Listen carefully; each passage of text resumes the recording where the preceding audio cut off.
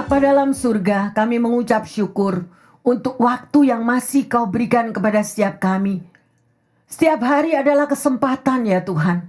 Kesempatan untuk kami melakukan kehendak-Mu. Kesempatan kami untuk berbuat baik. Kesempatan kami untuk mohon ampun atas segala salah dosa kami. Kesempatan Tuhan kalau Engkau memberikan kami nafas kehidupan. Untuk kami boleh menyelesaikan Tuhan segala perkara-perkara yang ada di muka bumi ini. Sehingga pada waktunya kami berhadapan muka dengan Engkau. Semuanya adalah terang terbit matahari yang bersinar untuk menjemput setiap anak-Mu bertemu dengan Engkau.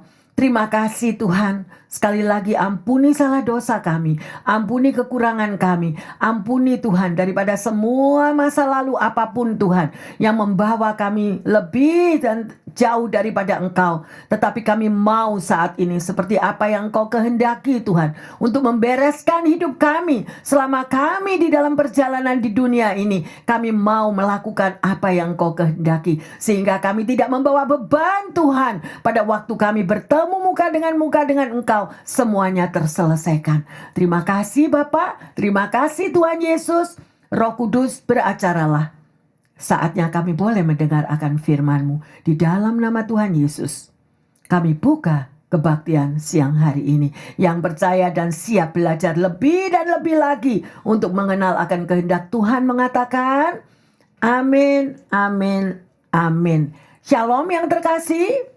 Ya, kita berada kembali pada siang hari ini, ya, yang kita sangat mensyukuri bahwa pendengar yang setia dan jemaat yang dikasihi Tuhan Yesus masih bisa bersekutu bersama-sama, masih bisa saling menegur, saling mensupport satu dengan yang lain dan melakukan apa yang Tuhan kehendaki. Amin yang terkasih. Ya, sedemikian rupa yang terkasih. Tema khotbah pada siang hari ini adalah jalinan kasih. Yang kita ambil daripada Markus 2 ayat 3 dan keempat. Tetapi lebih baik dengan jelas kita akan baca bersama-sama di dalam Markus 2 ayat 1 sampai 4. Kemudian sesudah lewat beberapa hari, waktu Yesus datang lagi ke Kapernaum, tersebarlah kabar bahwa ia ada di rumah. Maka datanglah orang-orang berkerumun sehingga tidak ada lagi tempat. Bahkan di muka pintu pun tidak. Sementara ia memberitakan firman kepada mereka, ada orang-orang datang membawa kepadanya seorang lumpuh, digotong oleh 4 orang. Tetapi mereka tidak dapat membawanya kepadanya, karena orang banyak itu. Lalu mereka membuka atap yang di atasnya. Sesudah terbuka mereka menurunkan tilam, tempat orang lumpuh itu terbaring. Haleluya yang terkasih. Ya, ayat daripada firman ini sungguh sangat luar biasa. Dan sebetulnya ayat ini bukan sekedar ayat yang sedemikian. Tetapi ayat ini adalah menegur kehidupan saudara dan saya. Bahwa setiap daripada anak-anak Tuhan memiliki hal-hal kelumpuhan di dalam hidupnya. Dan kita selalu membutuhkan orang lain. Tanpa orang lain kita tidak bisa hidup di dunia ini yang terkasih. Dan di sini kita bisa melihat garis besar daripada ayat ini adalah kekuatan iman persahabatan yang luar biasa. Bagaimana ada satu persahabatan? Karena di situ terjalin kasih yang terkasih. Because Jesus is love. Karena Yesus itu adalah kasih. Dan dia turunkan DNA-nya kepada setiap kita. Tetapi ingatlah ya, di dunia ini yang sudah dikuasai oleh iblis, senantiasa iblis mengajarkan kepada umat Tuhan. Ya, membutakan setiap anak Tuhan. Sehingga mereka hidup ya, merasa teraniaya, merasa tersingkirkan, merasa disakiti, merasa tertolak. Mari yang terkasih, kita mau kembali kepada firman Tuhan, ya. Karena Yesus itu mengampuni dosa dan menyembuhkan secara jasmani dan juga yang terkasih. Berani sebagai anak Tuhan yang kita sangat dikasihinya menerobos di dalam setiap halangan apapun. Terutama apabila kita dikuasai oleh kedagingan kita. Kita berani menerobos. Kita berani mengalahkan kedagingan kita. Ya, karena apa yang terkasih? Karena di situ keberanian untuk menerobos daripada kesombongan yang ada pada setiap kita. Dan kadang-kadang itulah yang melumpuhkan perjalanan hidup saudara dan saya. Kita tidak mampu meraih daripada berkat Tuhan. Kita tidak bisa meraih mujizat daripada Tuhan. Karena hidup kita itu tertawan seperti orang lumpuh ini tadi yang terkasih. Ya, mari kita mau belajar. Hari semakin kita mendekat kepada waktunya Tuhan memanggil saudara dan saya pulang. Dan waktu saudara dan saya dipanggil pulang, apakah kita sudah membereskan setiap persoalan yang ada dalam hidup saudara dan saya? Ya, jadi apa yang kita petik daripada ayat ini yang terkasih adalah suatu pelajaran di mana kita itu mampu mengalahkan kedagingan kita, ya, di dalam kita bertindak sehari-hari mengatasi kehidupan selama ada di muka bumi. Ya, sedemikian rupa. Jadi, bahwa pengampunan yang Tuhan berikan, karena Tuhan itu datang untuk saudara dan saya, yaitu mencari orang-orang yang berdosa. Orang-orang yang teraniaya, orang-orang yang terreject, orang-orang yang tertolak. Itulah yang Tuhan Yesus cari. Kalau engkau sudah menjadi anak Tuhan, setiap daripada kita tahu, semua memiliki masa lalu. Kalau engkau sudah bertemu dengan Tuhan Yesus dan disembuhkan, sembuhkanlah juga orang lain. Kalau engkau sudah bertemu dengan Tuhan Yesus, engkau merasakan kasih-Nya, engkau merasakan dekapan pelukannya, dekaplah juga orang lain. Kasihilah juga orang lain. Ampunilah juga sesamamu. Karena kalau engkau tidak mengampuni sesamamu, Tuhan juga tidak bisa mengampuni dirimu. Tidak mudah yang terkasih. Tidak mudah, tapi itu firman. Saya harus mengatakannya. Karena saya mau setiap daripada jemaat dan pendengar yang terkasih pulang dengan begitu bahagia. Pulang dengan begitu sukacita. Ya, karena apa? Karena kita sudah melakukan semua apa yang Tuhan kehendaki. Jangan mau kita diperbudak oleh si jahat. Sehingga kita diikat untuk kita tidak bisa mengampuni, tidak bisa mengasihi. Dan kita selalu memendam daripada kebencian. Itu bukan dirimu. Itu adalah roh yang mengikat daripada setiap anak-anak Tuhan. Sehingga tidak dapat mengampuni. Ingat ya. Itu adalah roh-roh yang lain. Oleh karena itu saya selalu menghimbau, mungkin di lain waktu saya akan berkhotbah lagi tentang manusia daging dan manusia rohani.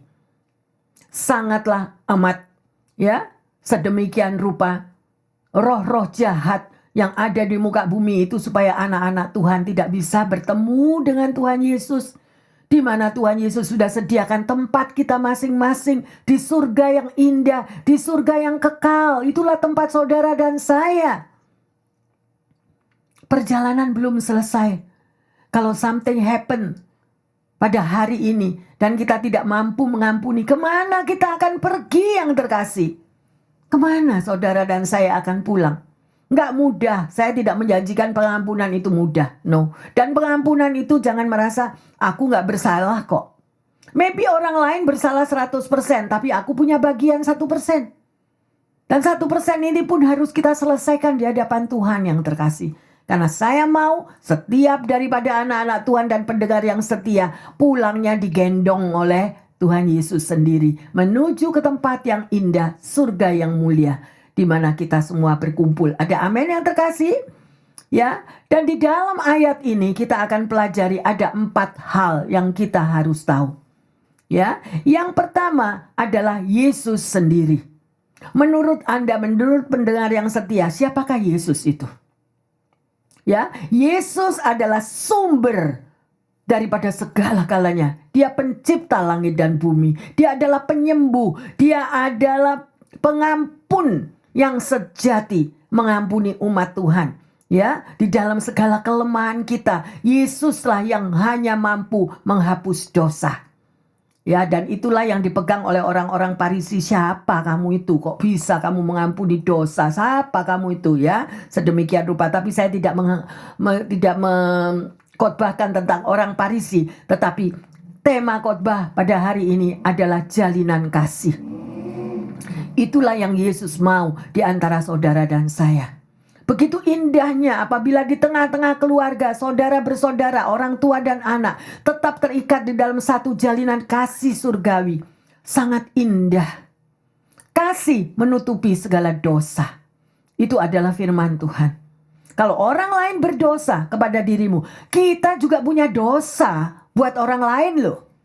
Sadarilah. Gak ada yang benar di muka bumi ini. Gak ada satu yang lebih dari yang lain. Semua punya dosa. Ayo bereskan bagian kita masing-masing. Ya. Dan pada perikop yang kita bahas saat ini. Ya, tadi kita sudah katakan siapakah Yesus itu? Yesus adalah Sang Juru Selamat yang menyelamatkan hidup saudara dan hidup saya. Ya, Dia adalah Sang Kreator yang menciptakan segala sesuatu di muka bumi ini.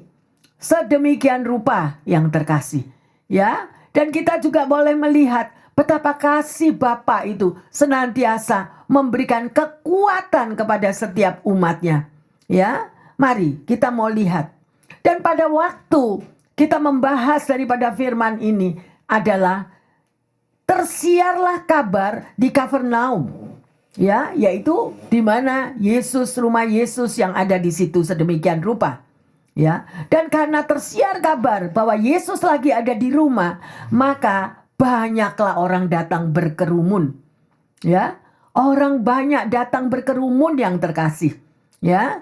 Sedemikian rupa sehingga semua tempat itu sampai pintu depan rumah juga tertutup. Berkerumun saking banyaknya orang, karena terlalu banyaknya orang mau mendengar daripada apa yang Yesus akan mengajarkan satu pelajaran di tempat itu. Berfirman di tempat itu. Ya. Dan yang ketiga dari perikop ini ada 4 orang yang membawa orang lumpuh kepada Yesus. Ya, dan yang keempat kita berbicara akan kondisi daripada orang lumpuh itu sendiri. Ya, yang terkasih, mari kita pelajari. Ya, kita tadi sudah menjabarkan siapa Yesus. Pasti semua orang sudah tahu ya. Yesus adalah Sang Juru Selamat yang sudah menemukan Anda dan saya sehingga hidup kita terpisahkan atau dipilihnya kita menjadi orang pilihan Tuhan, menjadi anak-anaknya. Ya, Allah Bapa, Allah Putra, Allah Roh Kudus, itulah Yesus Juru Selamat saudara dan saya. Sedemikian rupa, Dia adalah juga berhak ya, atau Juru Selamat itu mau mengampuni segala kesalahan, segala dosa yang kita perbuat. Ya, bukan hanya sekedar penyembuh Yesus itu, tetapi Dia Maha Pengasih, Maha Pengampun dan Juru Selamat bagi setiap kita. Ya. Jadi melalui mujizat daripada orang lumpuh ini terbuktilah bahwa Yesus itu adalah Sang Juru Selamat, Sang Penyembuh, dan tidak ada satu kuasa yang menghalang-halangi daripada apa yang Yesus lakukan dalam hidup orang lumpuh ini maupun bagi Anda, bagi pendengar dan bagi kita semuanya anak-anak Tuhan. Ya, ingat yang terkasih. Ya, sedemikian rupa. Jadi apa yang dikatakan para ahli Taurat terhadap Yesus, karena mereka tidak bisa menerima Yesus itu sebagai Sang Juru Selamat. Siapa Dia yang pengampun dosa? Sekali lagi saya mau katakan ya. Jadi, tapi kalau mereka yang tahu bahwa Yesus datang di dunia 100% sebagai Tuhan Yesus dan 100% juga Dia sebagai manusia. Mari kita lanjut di dalam Markus 2 ayat yang kelima.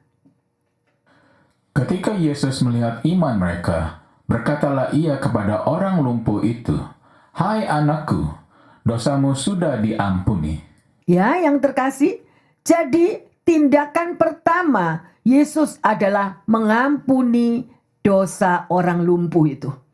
Itulah perkataan yang pertama. Ya, Dia katakan, "Anakku, dosamu sudah diampuni." Yesus tidak katakan, "Hei anakku, kamu sudah sembuh. Kamu sudah gak lumpuh lagi." Enggak. Tapi Dia katakan, "Dosamu sudah diampuni." Ya, mengapa? Nanti kita akan bahas lebih lanjut. Jadi titik yang terpenting adalah Yesus tahu apapun. Ya, setiap anak-anak Tuhan memiliki dosa. Dan dosa itulah yang mengikat hidupmu dan hidupku, sehingga banyak perjalanan yang kita hadapi ini tertatih-tatih, atau banyak halangan, atau banyak tantangan, banyak kuasa daripada jawaban doa terhalang hanya karena dosa yang kita pernah perbuat. Tapi seringkali kita nggak nyadari. Ya, karena kita merasa aku toh sudah ke gereja 52 minggu, 1 tahun, apapun aku sudah aktif, apapun aku udah pelayanan. Everything is good, yang terkasih. Tapi hanya mata Tuhan yang tahu dalam hidup Anda dan hidup saya sedemikian rupa. Ya, mari kita mau lihat bahwa Yesus itu pemilik daripada otoritas ilahi dalam hidup saudara dan saya. Markus 2 ayat yang ke-6. Tetapi di situ ada juga duduk beberapa ahli Taurat. Mereka berpikir dalam hatinya. Yes, ya, Anda tahu. Jadi ahli Taurat itu ya selalu yang menentang daripada pekerjaan daripada Yesus. Tapi kita pada perikop ini ya, kita tidak membahas tentang ahli Taurat ini.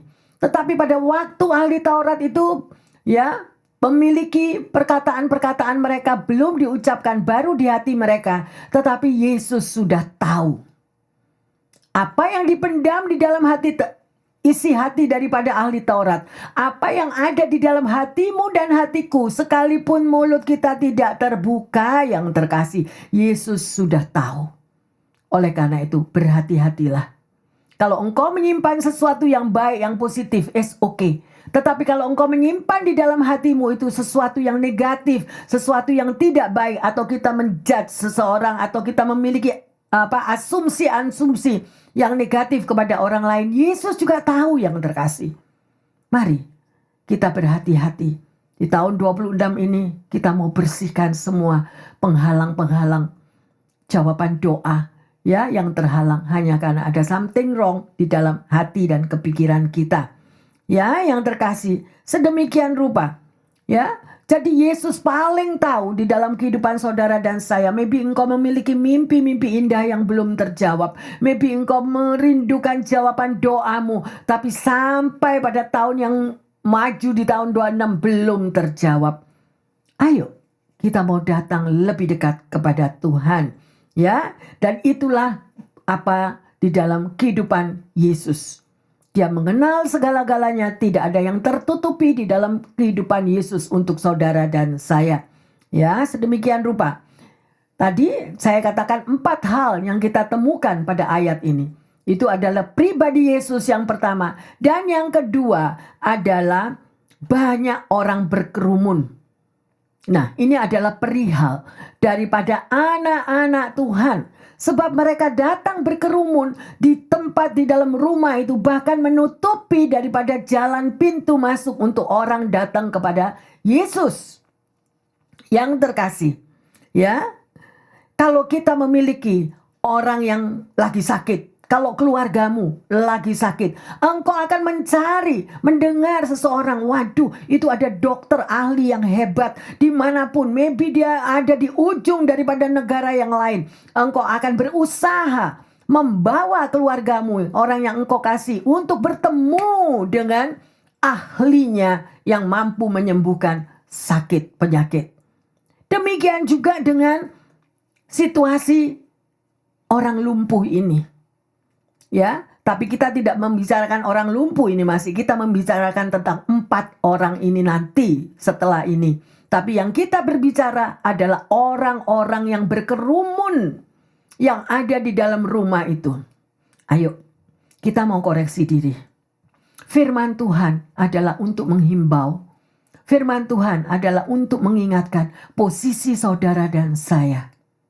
Bukankah Anda dan saya seperti orang-orang yang berkerumun, mau mendengarkan akan sabda Tuhan, mau mendengarkan apa yang Yesus akan ajarkan di situ. Sangat amat rohani, yang terkasih.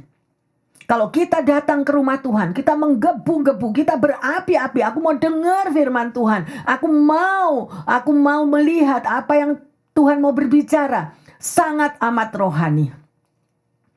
Ayo, koreksi diri kita masing-masing. Mencari, mendengar ajaran daripada Tuhan Yesus sangat bagus. Sangat terpuji. Tetapi kalau hatimu engkau datang mencari Tuhan Yesus. Kebetulan Yesus ada di rumahnya ya. Sedemikian rupa orang berbondong-bondong datang.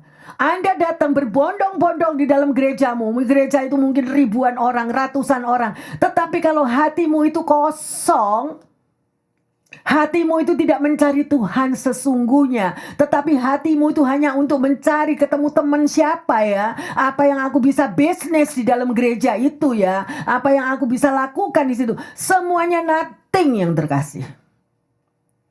Nothing. Berkerumun-kerumunan orang yang banyak itu. Apakah mereka itu haus dan lapar akan sabda Tuhan? Makanya sangat amat bagus kita dipacu untuk membaca firman setiap hari. Jam 1, jam 2 saya baca firman Tuhan. Apa yang mengena, rema, apa yang menyentuh hatimu. Dan itu akan memberikan engkau kekuatan di dalam menjalani hidup ini yang belum selesai yang terkasih. Kita tahu bahwa firman Tuhan itu adalah pelita bagi kaki kita melangkah.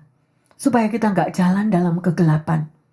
Ya, ayo, saya menghimbau. Alkitab itu not for nothing yang terkasih. Alkitab itu adalah buku kehidupanmu dan buku kehidupanku. Tanpa bimbingan daripada Alkitab yang menjadi terang di dalam setiap langkah jalan kita, kita nothing yang terkasih. Saya mau tanya bukan untuk menghakimi. Apakah kita sudah berjalan di atas firman Tuhan? Apakah engkau sudah tahu janji-janji berkat Tuhan yang ada di dalam firman-Nya? Apakah engkau sudah menjadi pelaku firman? Berkerumun sedemikian rupa mencari Yesus is so good. Tapi apakah kita menjadi pelaku? Berapa banyak kita mampu melakukan firman Tuhan yang seperti Tuhan ajarkan? Kasihilah Allah Tuhanmu dengan segenap hatimu, dengan segenap kekuatanmu, dan kasihilah sesamamu manusia. Apakah kita sudah melakukannya? Gak mudah yang terkasih. Di tengah keluarga aja kalau ada perseteruan, aduh, melihat mukanya aja gak mau dah. Ya, itu adalah sedemikian rupa sifat daripada manusia. Apalagi kalau dia udah kena sakit atau udah trauma. Udah gak mau. Tapi hanya kuasa darah Yesus yang bisa menyembuhkan hati-hati yang terluka. Saya tidak menyalahkan orang luka yang terkasih. Saya tidak menyalahkan orang yang merasa terhina, yang merasa terkucilkan. Tetapi ayo. Ini adalah amanat agung yang terkasih daripada Tuhan Yesus. Kasihilah sesamamu dengan segenap hatimu. Kita berkerumun, bergerombol sedemikian rupa, tetapi tidak ada kasih Tuhan di dalam diri kita. Nothing yang terkasih. Firman Tuhan bukan untuk menghakimi, tetapi firman Tuhan untuk menyadarkan kita saling mengampuni. Husband and wife, orang tua dan anak. Ya, sedemikian rupa. Sampai berbulan-bulan mereka suami istri tidak berbicara. Loh, gak bingung. Berani kalau kita melakukan itu di kantor dengan bos kita. Berani kita tidak ngajak ngomong bos. Ayo. Kalau kita sesama pengerja aja di kantor. Satu dengan yang lain tidak ngomong. Enak enggak? Gak ada damai sejahtera yang terkasih. Dan itu Yesus gak mau. Makanya tema pada siang hari ini adalah jalinan kasih. Yesus mau kasih persaudaraan itu ada di dalam dirimu. Jangan lihat-lihat kesalahan mulai zaman Jepang, zaman Belanda, sampai zaman nuklir, zaman apapun saat ini. Jangan dipegang lagi. Change your heart. Ampuni orang-orang yang menyakitkan hatimu. Supaya kita juga diampuni. Amin. Mau masuk surga? Kerumunan ribuan jutaan orang bilang mau. Semua mau masuk surga. Lah udah beres belum hatinya? Ya, saya hanya menghimbau. Tapi tugas adalah kalian masing-masing dan termasuk saya. Bisa nggak saya mengampuni masa lalu saya? Ya, yang terkasih, sulit, tapi saya harus berusaha. Saya minta kuasa darah Yesus menghapuskan semua masa lalu yang penuh dengan segala kepahitan apapun, kebencian, kemarahan. Ya, saya berbicara bukan saya tidak ngalami, saya ngalami yang terkasih. Makanya saya menghimbau, ayo jangan nak, jangan yang terkasih. Lupakan semua bersama Yesus. Minta kekuatan daripada Tuhan Yesus. Tuhan ubah hatiku, change my heart. Makanya ada lagunya kan, dari Eddie Espinosa. Change my heart, Lord. Ya, supaya Anda dan saya memiliki kekuatan. Plong, hatimu bebas. Nggak memendam sakit hati lagi. Ya, yang terkasih. Jadi sedemikian rupa saya mau katakan. Ya, orang-orang kerumunan orang banyak yang mencari Yesus itu, ya, adakah haus dan lapar untuk mendengar firman Tuhan dan melakukannya? Itu intinya. Ya, tetapi kita akan melihat lebih jauh lagi nanti.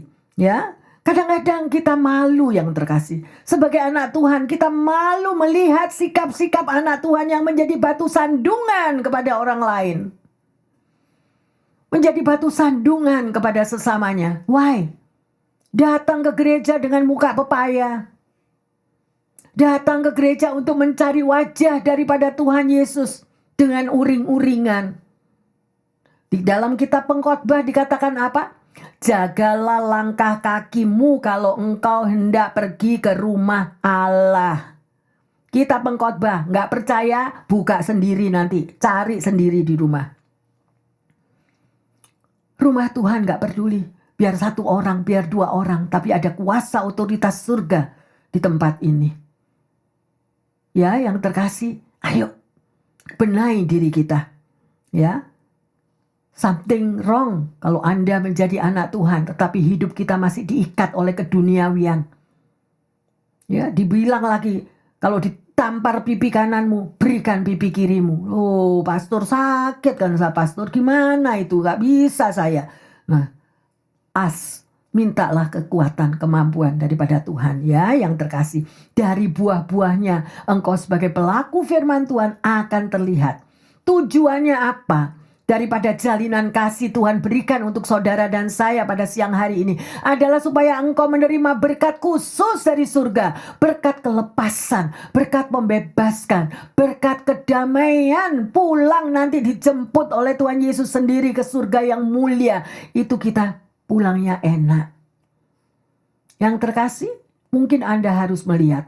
One day saya akan bawa kalau mau. Kepada mereka-mereka yang lagi menghadapi sakral maut di hospital, saya akan bawa Anda. Supaya Anda tahu apa yang engkau belum bereskan selama engkau ada di muka bumi ini. Karena ada waktunya kita nanti bertemu muka dengan Tuhan. Saya kenyang yang terkasih.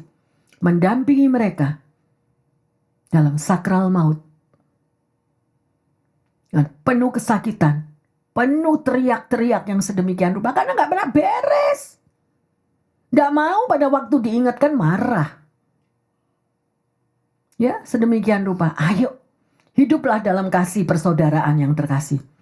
Yaitu mentaati daripada Tuhan Yesus. Kasihlah Allah Tuhanmu terlebih dahulu. Ya, dari buah-buahnya kita akan tahu. Siapakah orang-orang yang berkerumun itu tadi. Apakah dia benar-benar sebagai penganut dan pelaku firman Tuhan. Atau mereka hanya sekedar show off untuk aku datang ke gereja. Ini loh. Aku sudah ke gereja loh Bu Pendeta. Aku sudah setor muka. Ya, sedemikian rupa. Yang ketiga yang terkasih. Di sini kita bisa melihat. Kalau tadi yang pertama kita berbicara tentang Yesus. Yang kedua kita berbicara tentang kerumunan orang banyak. Dan yang ketiga kita melihat siapa 4 orang ini. 4 orang yang menggotong daripada si lumpuh tadi. Saya percaya bahwa 4 orang ini memiliki hati kasih tanpa pamrih. Berapa banyak kita sebagai anak Tuhan. Dia baik sama aku juga harus baik sama dia. Dia jahat sama aku, dia mengucilkan aku, gak perlu aku deket-deket, ngapain? Apakah itu yang diajarkan oleh Yesus? Ya, mari yang terkasih, taburlah selagi ada waktu. That is your seed. Itu adalah benihmu. Tidak peduli, makanya nanti di lain waktu saya akan khotbahkan di mana benih itu tertabur. Apakah benihmu itu jatuh di tanah yang subur? Ataukah benihmu jatuh di tanah yang berbatu-batu? Ataukah benihmu itu di dalam tertanam di semak belukar? Itu ada macam-macamnya. Tapi saya mau katakan kepada Anda bahwa 4 orang ini dia berani menembus segala halangan. Segala halangan. Bukan kita mau show off. Aku sudah membela orang ini. Aku sudah menolong si A. Aku sudah menolong si B, si C, si D. No. Kalau orang itu tidak memiliki hati dan panggilan sebagai seorang pelayan Tuhan, don't care. Urusanku masih banyak, Bu Pendeta, sudah stop. Tidak usah ngomongin itu. Urusanku sendiri nggak selesai. Ngapain aku mesti nganter dia ke dokter? Ngapain aku mesti membawa dia nganterin ke court atau kemana?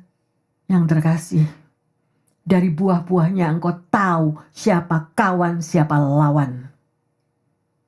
Makanya Mazmur 1 dibilang, jangan duduk dalam kalangan orang fasik, jangan duduk dalam kalangan pencemooh. Semua tuh ada. Kenapa pertanyaannya kok enggak mau sih untuk membaca firman Tuhan?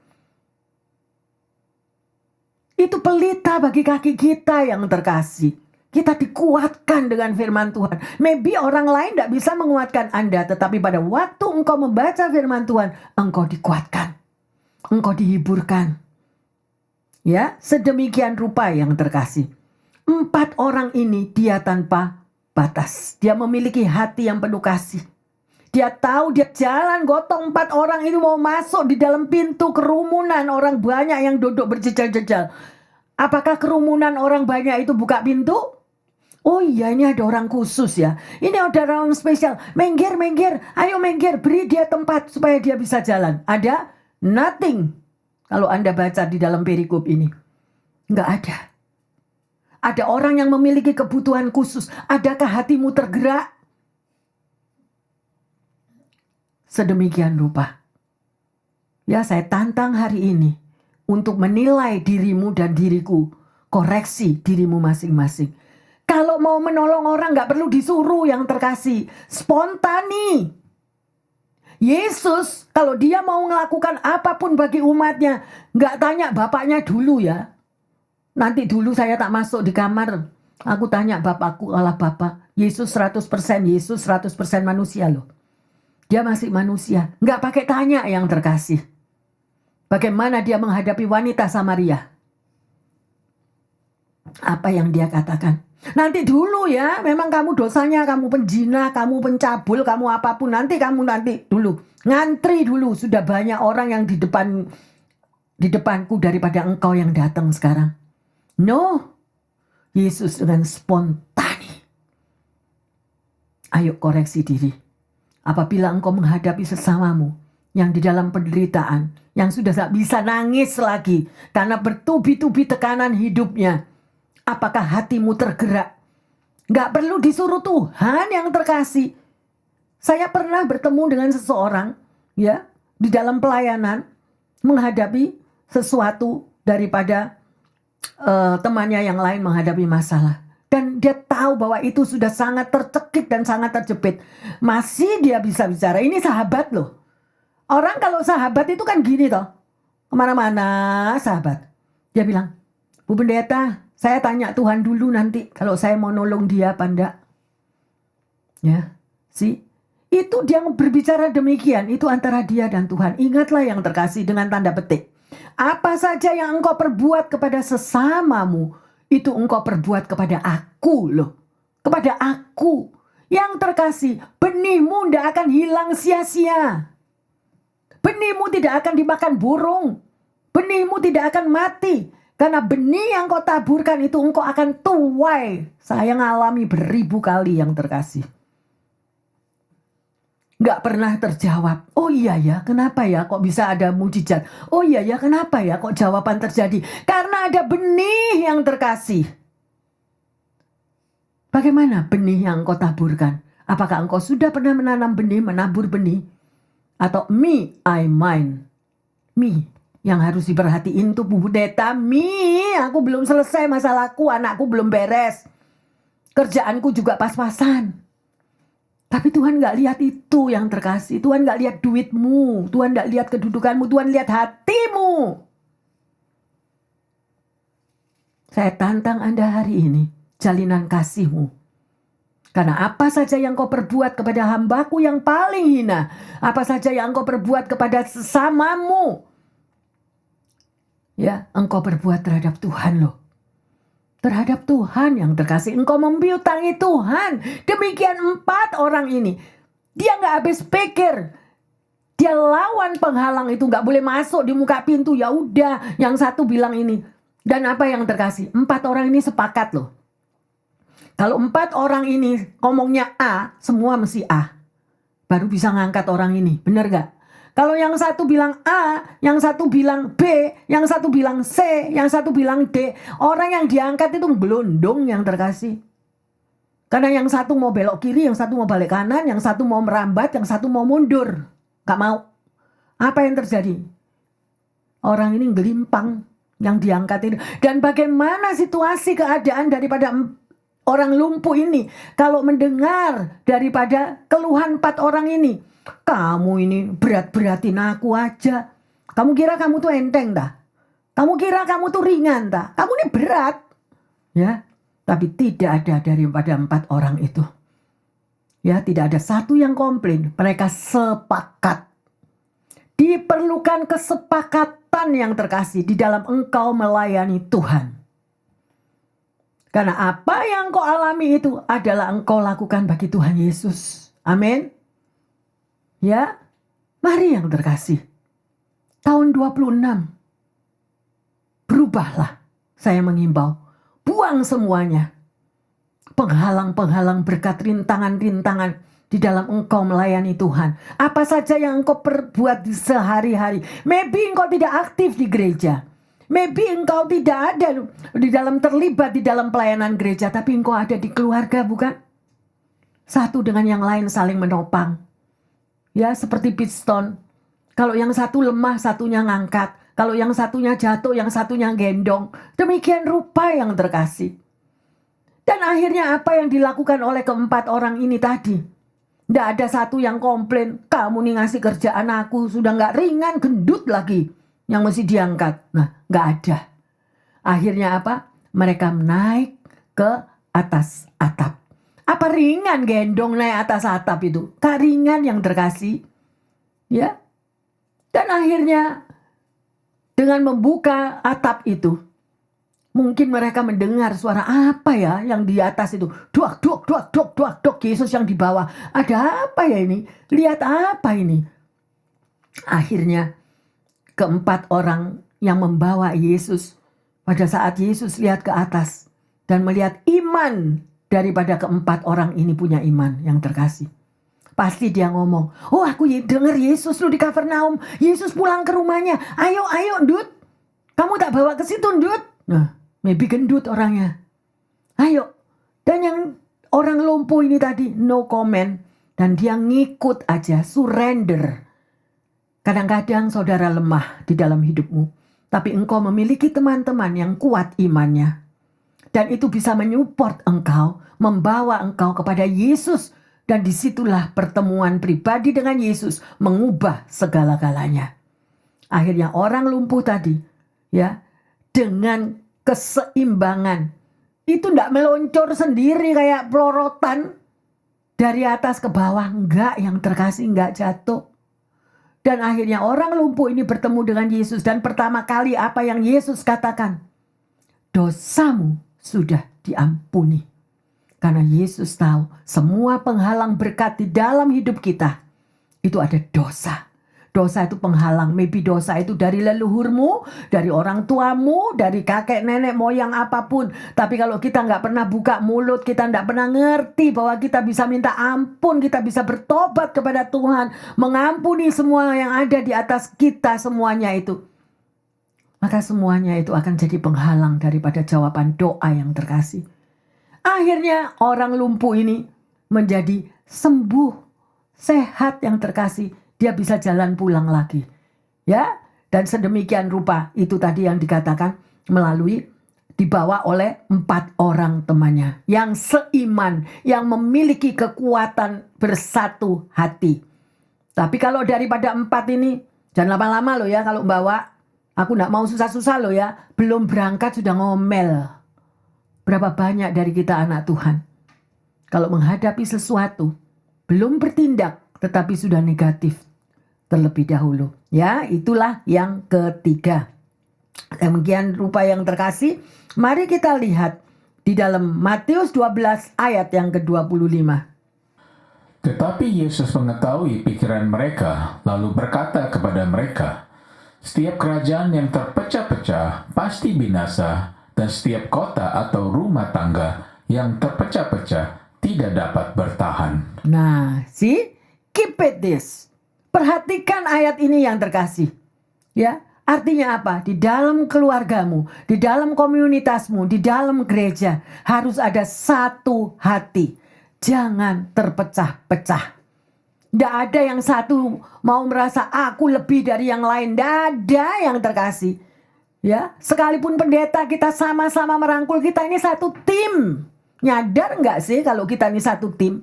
Saling membutuhkan satu dengan yang lain. Kita ini seperti puzzle. Tahu nggak? Yang paling parah itu adalah penyakit iri hati. Kalau ada satu yang iri hati aja di dalam rumah, saudara bersaudara, ada iri hati di dalam komunitas, udah semuanya rusak. Oh, dia lebih bisa dari aku kok. Nggak perlu aku, suruh dia aja. Hati-hati yang terkasih, apa perkataanmu itu adalah perkataan yang kau tujukan kepada Tuhan. Ya, semua ini puzzle. Setiap daripada kita punya kelemahan, setiap daripada kita punya kelebihan. Maybe engkau tidak merasa kelebihanmu, engkau merasa minder. Tetapi orang lain juga membutuhkan engkau. Ya, ayo yang terkasih. Buang semua pikiran yang terpecah-pecah itu. Tuhan gak suka. Unity, one team in the Lord. Saling mensupport satu dengan yang lain. Ya, dan itulah yang terkasih yang dilakukan oleh 4 orang ini. Ya, luar biasa. Ya, iman daripada ke-4 orang ini adalah iman yang sungguh-sungguh mau berkorban dengan tekad yang luar biasa. Rela melakukan apa yang bisa bertemu dengan Tuhan Yesus. Kita lihat di dalam Galatia 6 ayat yang kedua. "Bertolong-tolonglah menanggung bebanmu, demikianlah kamu memenuhi hukum Kristus." Amin. Ada kan kata-kata ini? Bertolong-tolonganlah. Jadi yang ditolong juga mesti mau. Jangan merasa minder. Aku nih ngerepotin orang terus. Aku nih jadi beban terus. No yang terkasih. Ini ada firman-Nya. Ya. Jadi sedemikian rupa itu ke-4 orang ini sepakat, tidak ada yang berbeda. Ya. Dan ini adalah kesepakatan di antara mereka, itu adalah tugas penyelamatan untuk daripada si lumpuh. Ya. Iblis itu paling takut kepada orang yang bersatu hati. Kalau engkau hidup di dalam unity, dimanapun engkau berada, iblis itu gak akan ganggu-ganggu. Tapi kalau di belakang kita, di muka so nice, so sweet, tapi di belakang ngomongin yang enggak-enggak, lah itu yang perlu kita perhatikan. Ya, jadi yang itu tadi yang ketiga, ya, berbicara tentang 4 orang ini. Sekarang yang keempat adalah orang lumpuh itu sendiri yang akan kita bahas.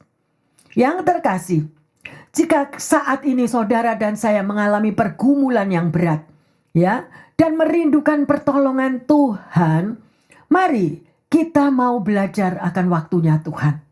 Seringkali kita tuh ngotot, kapan sih Tuhan? Kapan Tuhan aku nih bisa ketemu Tuhan Yesus? Kapan ada orang yang mau bantu aku ketemu Tuhan Yesus? Nah, pasti ada hal-hal yang sedemikian. Seperti orang lumpuh ini, dia surrender. Dia percaya bahwa waktunya Tuhan pasti akan yang terbaik. Sedemikian rupa. Ya. Sedemikian rupa yang terkasih. Ada seorang teman yang, dan ini benar-benar terjadi loh ya. Di tengah komunitas Ada seseorang yang luar biasa, dia pokoknya lebih daripada yang lain. Di tengah gereja itu dia paling top. Paling kaya, paling cantik, paling hebat, keluarganya luar biasa, sedemikian rupa. Tetapi orang ini selalu cuek kepada sekelilingnya. Selalu bersikap dingin kepada sesamanya. Tidak peduli. Ya, dan selalu kalau diingatkan, apakah engkau terbeban dengan si A, si B, si C? Selalu jawabannya, enggak. Keluargaku bukan, familiku bukan, apapun bukan. Berapa banyak kita tanpa sadar. Bahkan kita mengata-ngatai pendeta seperti itu. Memang kita keluarga bukan, family bukan, tapi kita keluarga Tuhan yang terkasih, betul? Ya, orang yang memiliki keluarga Tuhan, milikilah jalinan kasih. Ya, sampai pada saatnya di mana dia mengalami sakit yang tidak dapat disembuhkan. Ya, dan dalam keadaan yang demikian, ya, orang-orang di sekitarnya berani tidak dekat. Gak berani. Karena apa yang dia tabur. Di gereja dia juga cuek. Di gereja dia merasa bahwa dirinya paling wah semuanya. Dan pada saat dia mengalami beban persoalan hidup, gak ada satu yang berani dekat. Contoh daripada orang yang lumpuh ini. Bayangkan kalau pada waktunya orang lumpuh ini hidupnya judes. Hidupnya jahat. Cuma nyakitin orang. Merasa wah. Merasa tidak diperlukan. Ya. Oh, sudah ada orang lain kok yang kerja, ngapain aku ikut-ikut kerja. Sudah ada yang melayani kok, ngapain aku ikut melayani, nggak perlu. Datang cuma sebagai tamu yang terkasih. Sedemikian rupa, tapi bukan itu tim keluarga Yesus. Tim keluarga Allah bukan begitu. Memiliki hati yang penuh belas kasihan satu dengan yang lain. Saya percaya kalau orang lumpuh ini orang yang jahat, orang yang judes, orang yang show off di tengah-tengah komunitas, gak ada satu yang nolong. Jalan lu sendiri ketemu Yesus. Seperti orang yang di kolam Bethesda. Orang di kolam Bethesda itu karena gak punya temen. What I say right now. Milikilah teman. Siapapun dia, mereka berharga di mata Tuhan. Jangan sekali-kali mereject temanmu. Oh, aku gak butuh dia. Kan dia kan tukang show off. Oh, aku gak butuh dia. Kan dia cuma ngerepotin orang. Oh, aku gak butuh dia. Mana bisa. Aku mau bawa dia. Nah, itu semua adalah penghalang-penghalang berkat yang terkasih. Padahal Tuhan mengatakan apa? Amanat agung. Jadikanlah semua bangsa muridku. Berarti itu adalah tanggung jawabmu, tanggung jawabku. Untuk merangkul sesama, membawa kepada Tuhan Yesus. Ada amin? Ya, mari yang terkasih. Jadi orang lumpuh ini pasti dia memiliki nice relationship.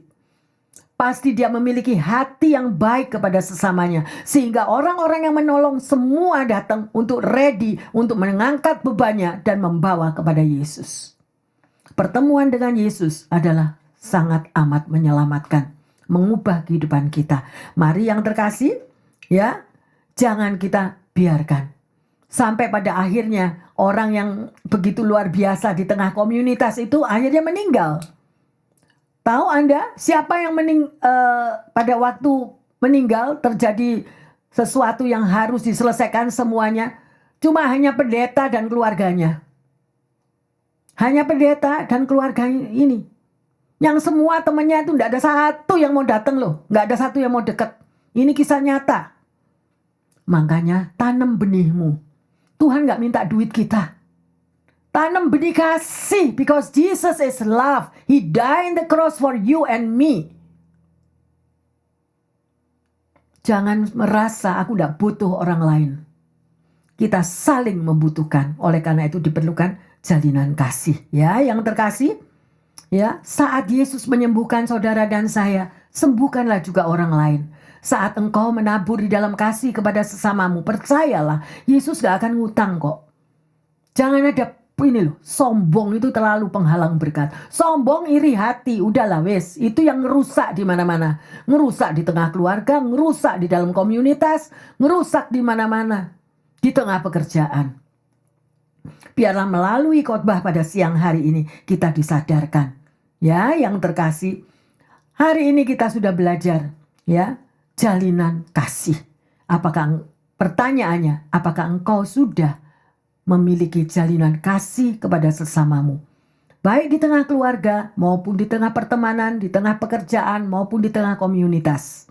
Yang kedua, pada waktu engkau sudah melakukan jalinan kasih itu tersebut, engkau merasakan hatimu bagaimana? Apakah ada damai sukacita di dalam hatimu setelah engkau menabur kasih di sekelilingmu? Ada amin yang terkasih? Dan sebagai ayat emas, mari kita baca Ibrani 10 ayat 24 dan 25. Dan marilah kita saling memperhatikan supaya kita saling mendorong dalam kasih dan dalam pekerjaan baik. Janganlah kita menjauhkan diri dari pertemuan-pertemuan ibadah kita seperti dibiasakan oleh beberapa orang, tetapi marilah kita saling menasihati dan semakin giat melakukannya menjelang hari Tuhan yang mendekat. Amin. Ya, camkanlah akan firman Tuhan ini, meteraikan di dalam hatimu yang terkasih. Jangan cuma sebagai pendengar yang terkasih. Kita keluar daripada tempat ini, lakukanlah firman yang sudah kita pelajari pada siang hari ini dan perbuatlah untuk orang lain. Ya, milikilah jalinan kasih yang terkasih, supaya hidupmu dan hidupku merasakan kebahagiaan tersendiri di dalam Tuhan. Mari kita satu dalam doa. Bapa dalam surga, kami mengucap syukur untuk firman-Mu. Kami percaya Tuhan, bahwa hanya Engkau yang sudah mengajarkan dengan kuasa Roh Kudus-Mu, bahwa kasih itu sangat besar adanya, karena Engkau adalah kasih. Jesus is love. Oleh karena itu Tuhan, di dalam kasih itu ada pengorbanan, di dalam kasih itu ada persatuan, di dalam kasih itu Tuhan ada yang pengampunan yang luar biasa, karena kasih menutupi segala kesalahan, kasih menutupi segala dosa. Terima kasih Tuhan Yesus, terima kasih. Biarlah firman yang ditaburkan ini menjadi buah-buah yang memperkuat di dalam relationship, baik di tengah keluarga, di tengah komunitas, di tengah pekerjaan, di tengah-tengah pertemanan kita dimanapun. Dan hamba berdoa juga secara khusus bagi mereka Tuhan yang lagi saat ini menderita sakit penyakit. Tuhan, hamba tidak tahu dan apa yang diderita daripada pendengar maupun jemaat yang mengalami sakit penyakit. Tetapi kami tahu bahwa ada kuasa Tuhan Yesus yang mampu menyembuhkan, yang mampu memudahkan, memulihkan semuanya itu Tuhan. Maybe kita sudah menunggu bertahun-tahun, tapi kita mau percaya bahwa Tuhan sanggup membuat indah pada waktunya. Karena rancangan Tuhan itu luar biasa. Terima kasih untuk darah Yesus yang tercurah di kayu salib, yang mampu memberikan mujizat kesembuhan bagi setiap pendengar maupun jemaat yang dikasihi Tuhan. Dan juga Tuhan, bagi mereka ya Bapak, yang lagi mengalami kesulitan di dalam pekerjaannya, di dalam finansialnya, di tengah keluarganya, Engkau berkati ya Tuhan. Karena Engkau adalah Jehovah Jireh. Engkau sendiri yang mengatakan kalau burung-burung di udara Tuhan pelihara, demikian juga setiap anak-anak-Mu. Tuhan, Engkau dengar jeritan tangisnya. Bukalah terobosan agar mereka memiliki finansial yang baik ya Tuhan. Terima kasih Bapa. Hamba juga berdoa bagi di tengah keluarga yang memiliki hubungan sosial yang kurang baik Bapa. Beri setiap hati mereka roh mengampuni, roh mengasihi. Hingga mereka boleh melihat Tuhan, keluarga-keluarga ini boleh dipersatukan antara suami istri, antara saudara bersaudara, antara orang tua dan anak, semuanya diberkati dengan kasih Bapa yang luar biasa. Terima kasih Tuhan, beri hati yang baru, mampu untuk mengampuni kesalahan satu dengan yang lain. Terima kasih Tuhan Yesus untuk khotbah pada siang hari ini. Jalinan kasih akan mengubahkan kehidupan kami apabila kami mampu melakukannya. Terima kasih Tuhan Yesus. Di dalam nama Tuhan Yesus hamba berdoa dan mengucap syukur. Tuhan mendengar segala doa-doa kami. Haleluya. Amin, amin, amin. Bapak, Ibu, saudara-saudari yang terkasih, juga pendengar yang setia di rumah, jangan sekali-kali meremehkan teman ya. Itu saya menghimbau. Karena teman itu sungguh-sungguh sangat kita perlukan. Maybe karakter kita berbeda, maybe keadaan kita berbeda, tapi percayalah, tetap kita menabur kasih, tetap kita memberi yang terbaik. Pasti satu hari engkau juga membutuhkan pertemanan itu. Tuhan Yesus memberkati semuanya. Haleluya. Yang percaya mengatakan Amin, amin, amin.